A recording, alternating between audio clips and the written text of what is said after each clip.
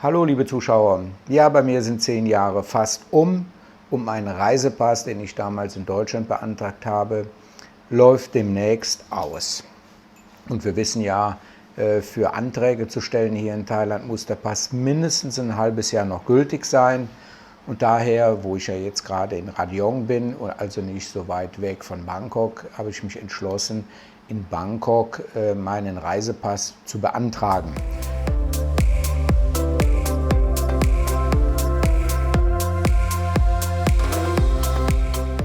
Da sind einige Sachen zu beachten, aber ich zeige euch alles Schritt für Schritt. Das erste, was ihr machen müsst, ihr müsst hier auf die Seite der Deutschen Botschaft kommen im Internet und da könnt ihr runterscrollen und da könnt ihr jetzt gleich mal mitgucken, wie das funktioniert. Da stellt sich also hier der Botschafter auch vor und hier ganz unten, da steht Pass und Passausweis. Da klickt er einfach drauf. Da bekommt er sehr viele Informationen dazu zum Reisepass. Und hier kommen jetzt Reisepassanträge für Erwachsene und verheiratete Minderjährige. Da klickt er einfach drauf.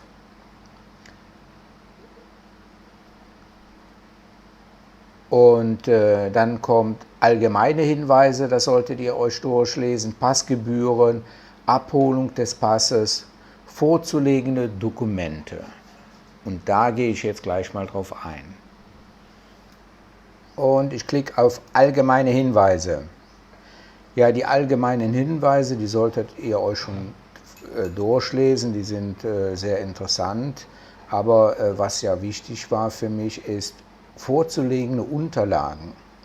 So, vollständig ausgefüllte Antragsformular ohne Kopie, Antrag für Reisepass und Erwachsene. Und bisherigen Reisepass muss man vorlegen, Geburtsurkunde, Auszug vom Familienbuch oder deutsche Heiratsurkunde. Ja, zu dem Punkt habe ich also viele Zuschriften bekommen. Die einen sagten, ohne beglaubigte Unterlagen brauchst du gar nicht hinzugehen. Die anderen haben einfach gesagt, haben geschrieben, kein Problem, ich habe sie trotzdem gekriegt. Das war für mich natürlich ein heikler Punkt, weil ich nur Kopien habe, die von Deutschland damals digital mitgenommen habe. Ich hatte die damals alle eingescannt. Und Abmeldebescheinigung aus Deutschland werden vorhanden. Und ein Passbild neueren Datums natürlich. Und hier unten drunter könnt ihr dann noch so ein paar andere Dinge sehen. So, dann gehen wir mal zu diesem Formular. So, hier tragt ihr also all eure Daten ein. Das ist relativ einfach und unkompliziert. Und das speichert ihr ab und druckt das aus. Das ist schon mal das erste wichtige Dokument, was ihr mitnehmen müsst. So, wenn ihr das gemacht habt, wir gehen hier wieder zurück und nicht das Unterschreiben vergessen bei dem Dokument. Müsst ihr einen Termin ausmachen. Die Bearbeitungsdauer ist ca. 3 Wochen per Express. Da gehe ich am Ende meines Filmes nochmal drauf ein, was ich da gemacht habe. Und hier nochmal die Passgebühren sind hier nochmal zu sehen. 81 € für den normalen. Und dann gibt es ja noch Reisepässe mit viel mehr Blättern drin. Wenn man also hin und her irgendwie tingelt und man macht das Ding voll, dann ist es vielleicht schon ratsam, also einen mit mehr Seiten, mit 48 Seiten zu nehmen. Dann gibt es natürlich auch die Möglichkeit, über Honorarkonsule das zu beantragen. Da habe ich aber gehört, da muss man aber auch dahin, wie in Phuket zum Beispiel, weil man Fingerabdrücke hinterlassen muss. Da muss man also beide Finger auf ein Gerät auflegen und dann werden die Fingerabdrücke gescannt. Und dafür wollen die immer, dass man dann zu den Büros hinkommt. Dann gibt es noch Übertrag der thailändischen Visum.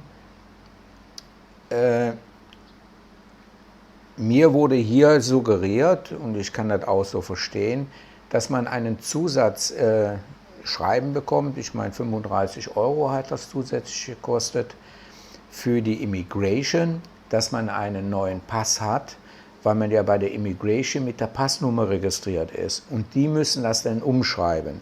Und dann ist ganz, ganz wichtig, dass die Immigration den Einreisestempel wieder in diesen neuen Pass reinbringt, nämlich ohne dem kommt er nicht aus Thailand raus. Das ist also super wichtig. Aber die gute Frau da in der Botschaft, die kam schon auf mich zu und fragte, ob ich das haben möchte. Ja, ich möchte das haben, habe ich zu ihr gesagt, weil ich auch festgestellt habe, dass man bei der Bank, hat man ja auch mal einen Pass hinterlegt, da haben die ja Kopien von gemacht und manchmal muss man auch die Passnummer angeben, um gewisse Dinge machen zu können. So, jetzt hast du einen neuen Pass, gibst deine Nummer ein, dann sagen die, Badge ist nicht. Also ihr müsst dann anschließend nicht nur zur Immigration, ihr müsst auch zu eurer Bank gehen und da auch zeigen, hallo, ich habe einen neuen Pass, den alten bekommt ihr ja, der wird ja entwertet und dann übernehmen die neuen Passdaten. Ganz, ganz wichtig. So, und wo war der? Terminbuchung. Dann geht er auf die Terminbuchung.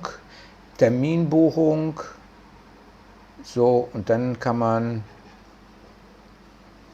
über Terminbuchung über Reisepässe.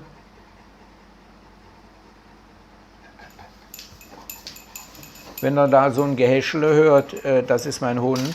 Geh mal, jetzt hat er die Kamera mitgenommen. Ist okay. Stopp. Da könnt ihr einen Termin machen. Ohne Termin geht gar nichts. Man hat etwa 20 Minuten Zeit in der deutschen Botschaft. Aber die nehmen es nicht so genau. Wenn ihr also eher da seid, eine Viertelstunde oder eine halbe Stunde könnt ihr vorher schon reingelassen werden. Ihr müsst aber die Einladung vorzeigen oder den Termin. Ohne dem geht gar nichts. Das müsst ihr also ausdrucken. Ganz wichtig. Ich komme jetzt gerade nicht auf dieses Formular. Wo haben wir das? Terminvergabe des Deutsche Pässe. Den Termin vereinbaren. Da wird also ein Vorschlag gemacht, wann ihr kommen könnt. Und den müsst ihr eben halt akzeptieren, eine halbe Stunde vorher da sein. So, bei dem Reisepass, die Abholung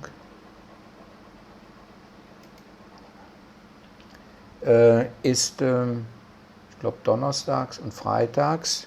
Ich schaue mal eben. Ich schaue mal, wie das bei mir ist. Die Abholung von Reisepässen ist dienstags von 8:30 Uhr bis 9:30 Uhr und Donnerstag von 13:30 Uhr bis 14:30 Uhr möglich. Für die Abholung benötigen Sie keinen Termin und den muss man persönlich abholen oder eine Vollmacht ausstellen. Die kann man hier auch aus dem Internet runterziehen. Ganz, ganz wichtig. So, ich habe alles ausgefüllt, alles ausgedruckt,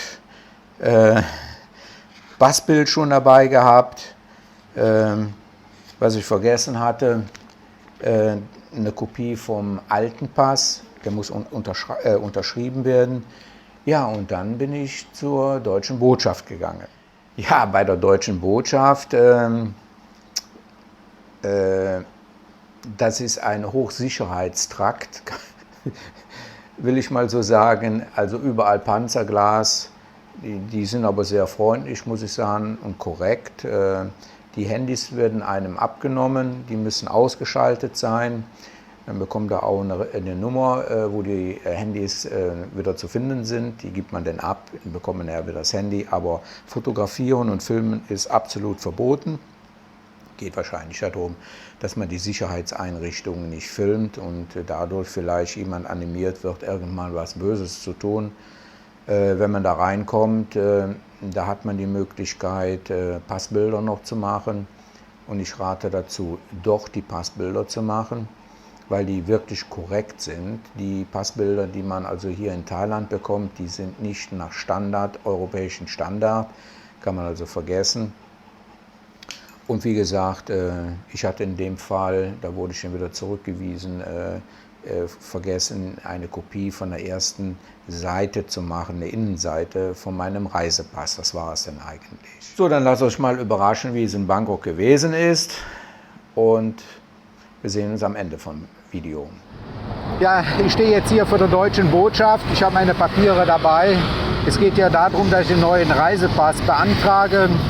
Das Problem ist, meine Zuschauer, die sagten, der eine sagte, es müssen Originale vorgelegt werden, Geburtsurkunde und Meldebescheinigung. Die anderen sagen, ist nicht. Ich muss sagen, ich habe so ein Gefühl wie beim Zahnarzt. Man will ja wieder seinen Pass haben. Es ist sehr laut hier. Ich halte mal die Hand davor. Dann gehen wir jetzt mal rein und gucken. Ja, ich habe es jetzt hinter mir. Ich muss sagen, ich war super aufgeregt. Sie hat sich meine Unterlagen angeguckt. Natürlich ist sie darüber gestolpert, dass ich nur Kopien dabei habe. Das hat sie dann so runtergeschluckt und hat dann in deren Internet nachgeguckt und haben dann schon gesehen, dass ich aus welchem Ort ich komme. Die haben also genügend Unterlagen und dann hat sie das gesagt, der Antrag wird so abgenommen.